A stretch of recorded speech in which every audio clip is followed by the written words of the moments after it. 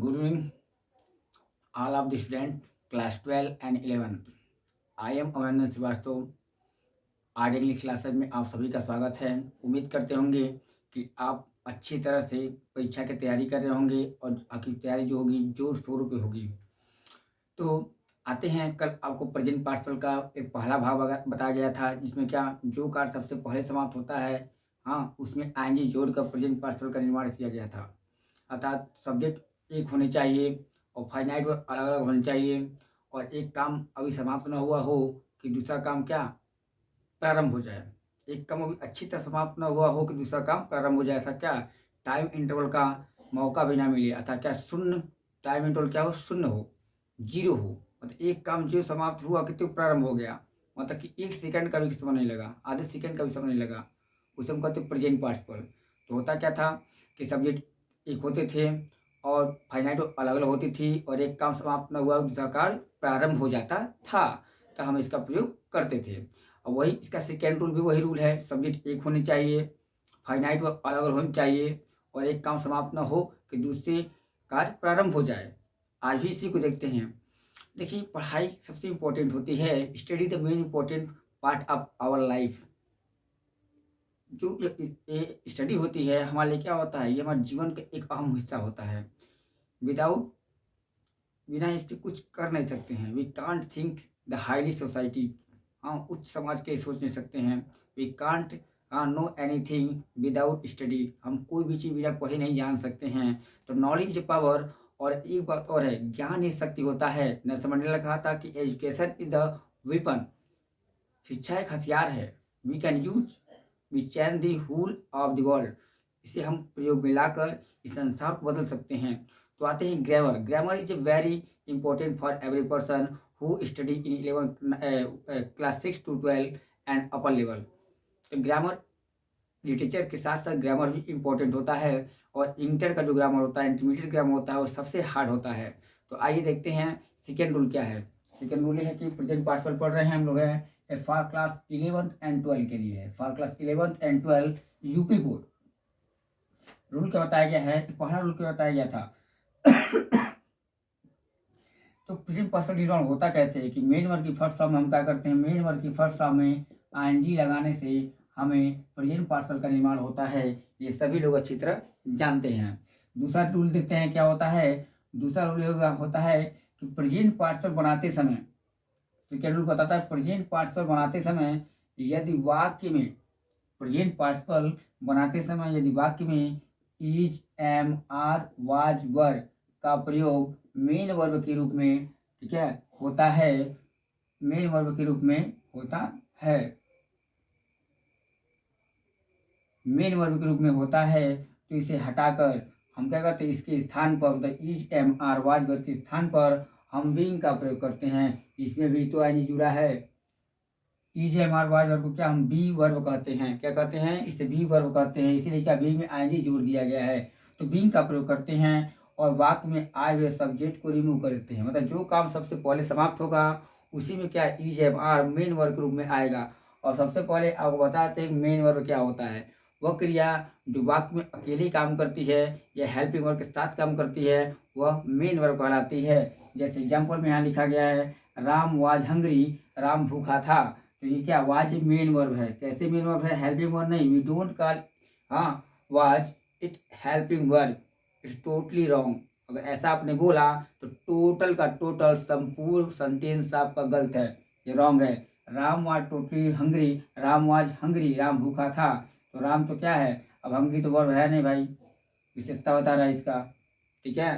कि राम कैसा था, भूखा था। तो वाज क्या हो गया आपका, वाज आपका हेल्पिंग वर्ब नहीं है, मेन वर्ब है। राम क्या हो गया, राम सब्जेक्ट हो गया। ये क्या हो गया आपका, अदर वर्ड हो गया, ये वर्ब नहीं है, ठीक है।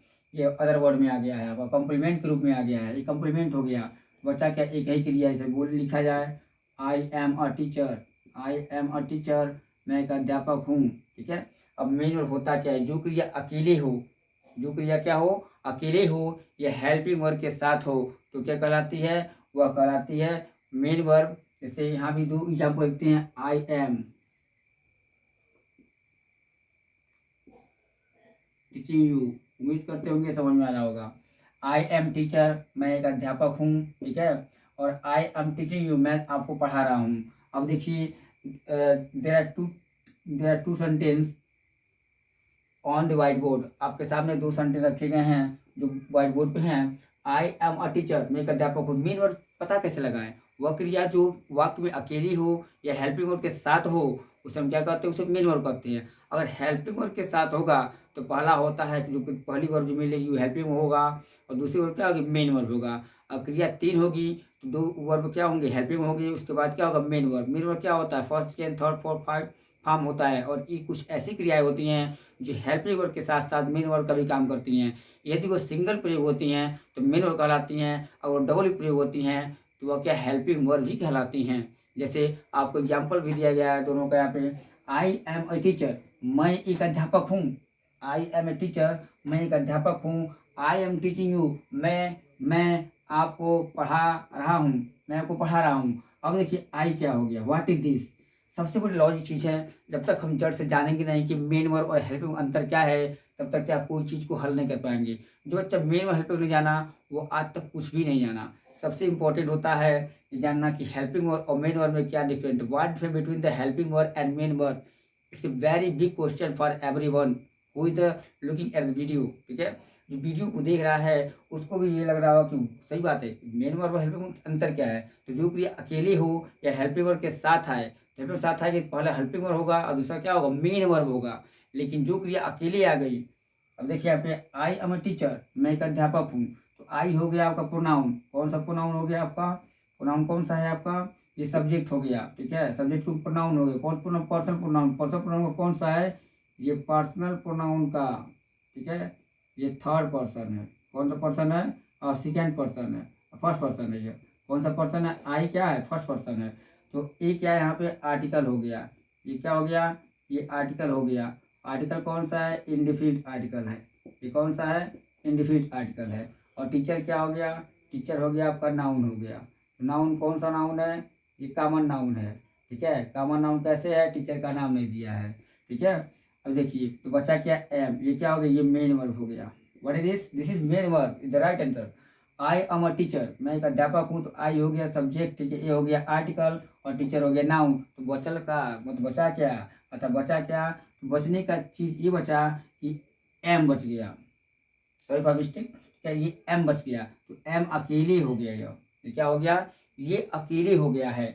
एम क्या हो गया? अकेले हो गया।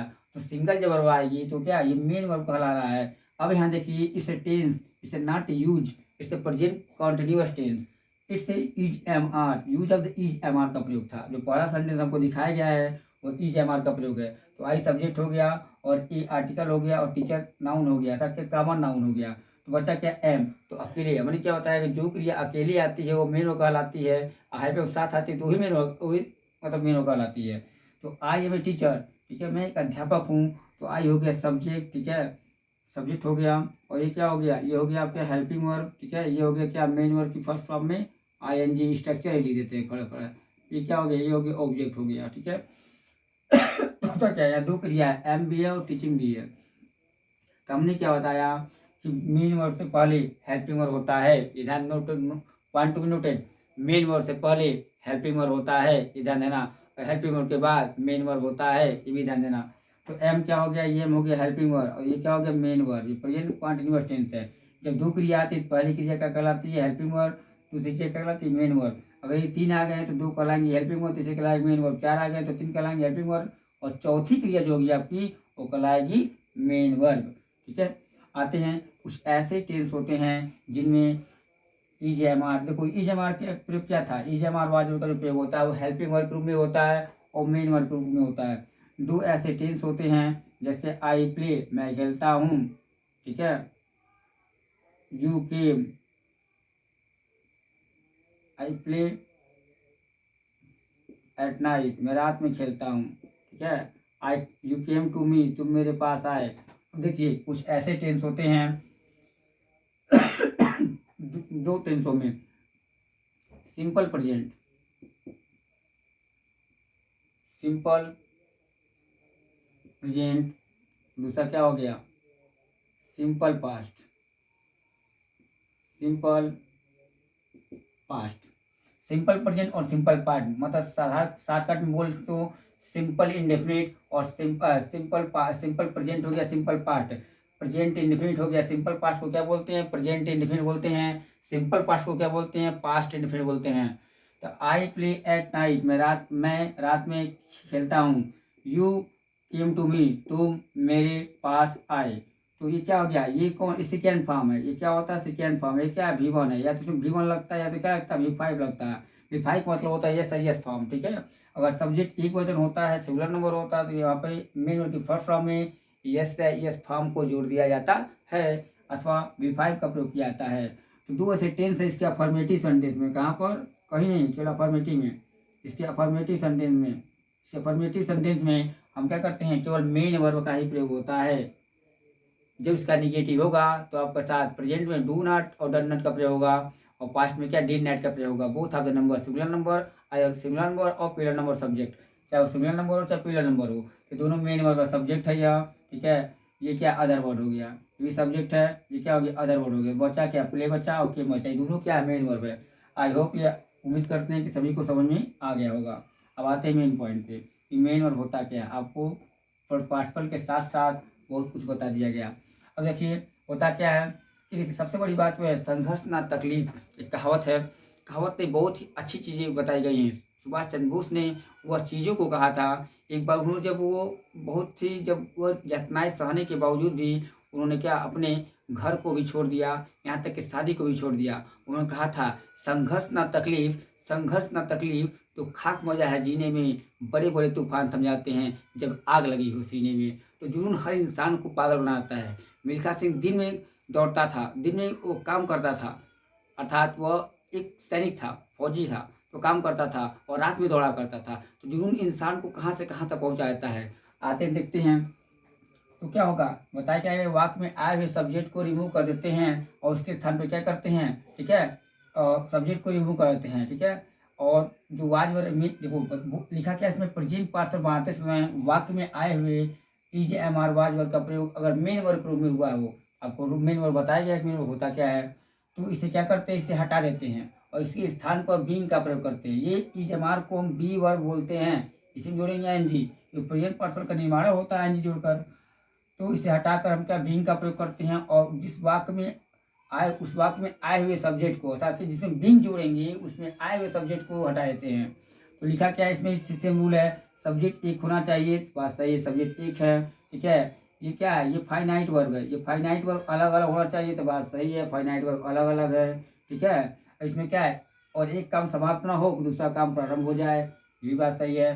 राम वॉज हंग्री, ही टूक हिज फूड, राम भूखा था उसने भोजन किया, तो कहाँ समय लगा, जे भूखा था तुरंत गया निकाला खा लिया, तुरंत समय नहीं लगा।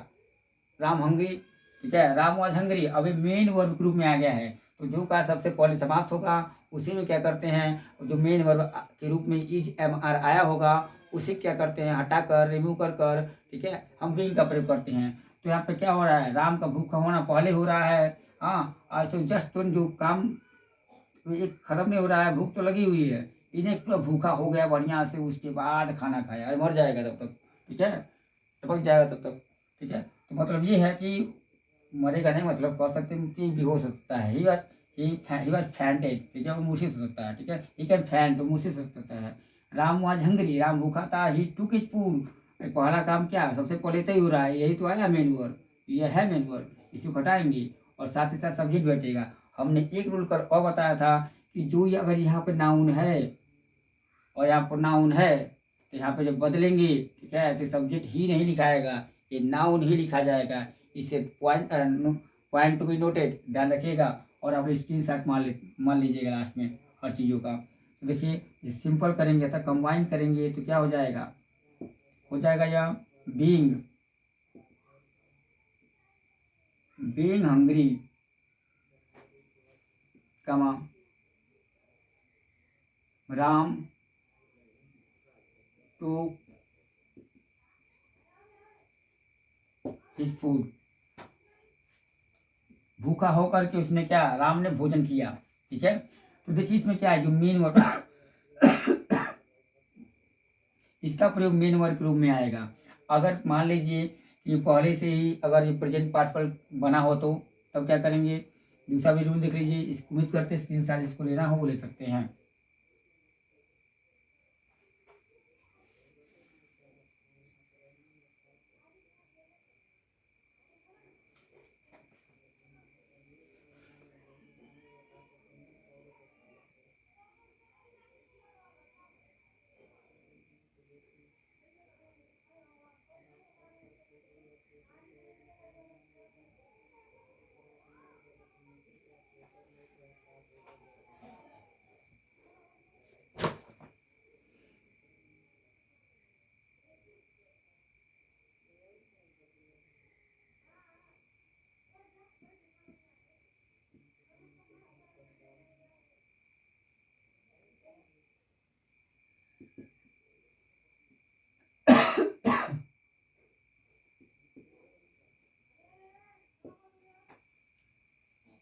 अब देखते हैं, ही lay down to take rest, वह आराम करने के लिए लेट गया, वह आराम करने के लिए लेट गया। ही ले डाउन, ही लेटता है, वह आराम करने के लिए लेटता है। ही वह टायर्ड, वह थका था, वह थका था, वह आराम करने के लिए लेटता है। He lay down to take rest, he वह टायर्ड, तो वह आराम करने के लिए ठीक है लेटता है। और ही वह टायर्ड, वह क्या था, वह थका था। इसको चाहे तो सिंपल ही बन सकता है, कंपाउंड भी बन सकता है, कॉम्प्लेक्स भी बन सकता है, लेकिन हमको बनाना क्या है, दो या दूसरे सिंपल सेंटेंस को मिलाकर एक सिंपल सेंटेंस बनाना। अब देखिए सबसे इंपॉर्टेंट क्या, मेन वर्ब किसमें है, टीजर का प्रयोग किसमें हुआ, सेंटेंस को उल्टा उल्टा कर दिया है और कुछ किया नहीं है। तो सिंपली क्या था, वो पहला काम हो रहा है किससे, वह थका हुआ था। दूसरा काम क्या हो रहा है कि वह लेट गया, ठीक है। तो जो थका तो वो लेट गया, समय अंतराल भी नहीं हो रहा है, एक ही सब्जेक्ट है दोनों में, प्रत्येक वाक्य का सब्जेक्ट एक होना चाहिए, वो भी है, ठीक है। फाइनाइट वर्ब अलग अलग होना चाहिए, वो भी है, ठीक है। और क्या, एक कार्य समाप्त ना हो दूसरा काम प्रारंभ हो जाए, वो भी है। जो थका तो लेट गया, तो जो कार्य सबसे पहले समाप्त होता है अर्थात जिसमें मेन वर्ब आई हो उसे क्या करेंगे, उसे बनाएंगे हाँ प्रेजेंट पार्टिसिपल। तो पहले काम कौन समाप्त हो रहा है, ही वाज टायर्ड, तो उसमें क्या करेंगे, लगाएंगे बीइंग टायर्ड, थक करके, थकते हुए, ठीक है, कमा ही lay down to take rest, उतार लीजिए। तो ही lay down to take rest भी सही है।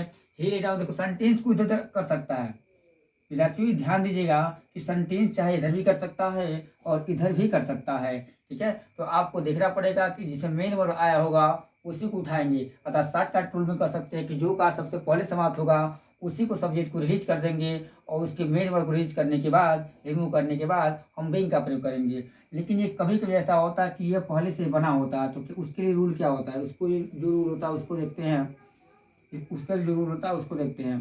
तो उसका रूल क्या है, यह लिखा है कि Ayesha Ram, he was abusing, Ayesha Ram, एक मिनट 1 मिनट हो जाइए, अच्छे ले देते हैं। आयशा राम, मैंने राम को देखा, ही वाज अब्यूजिंग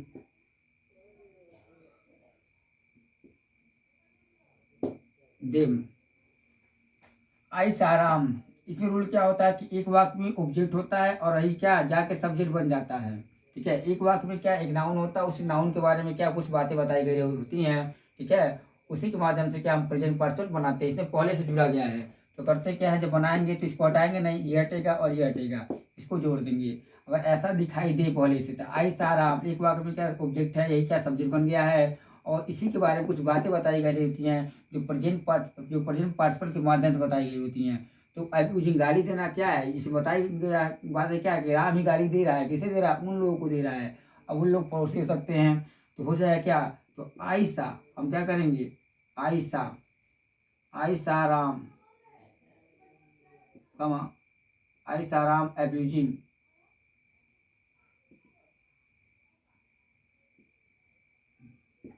देम, इस तरह भी बन सकता है। तो कभी कभी क्या इस तरह भी वाक्य आ सकता है। तो इस तरह का जब अब वाक्य आए तो इस तरह का वाक्य आए तो क्या सब्जेक्ट एक ही होता है, तो जिसमें जोड़ेंगे उसे क्या हटा देंगे। जुड़ा किस में है, इसमें कॉलेज से जुड़ा गया है, तो इसको लिखेंगे नहीं, इसको लिखेंगे नहीं। तो क्या अब्यूजिंग देम, आई राम अब्यूजिंग देम, मैंने हाँ उन लोगों को गाली देते राम को देखा, मैंने उन लोगों को गाली देते राम को देखा, मैंने राम को उन लोग गाली देते हुए देखा। तो हुआ या हुई करके शब्द आ गया है। उम्मीद करते हैं कि वीडियो सभी लोग को अच्छी तरह से समझ में आ गया होगा, और जिस बच्चे को समझ नहीं आया होगा वो कमेंट बॉक्स में कमेंट करेंगे, और अगर कोई त्रुटि हुई होगी तो उसको भी बताएंगे। जय जय हिंद।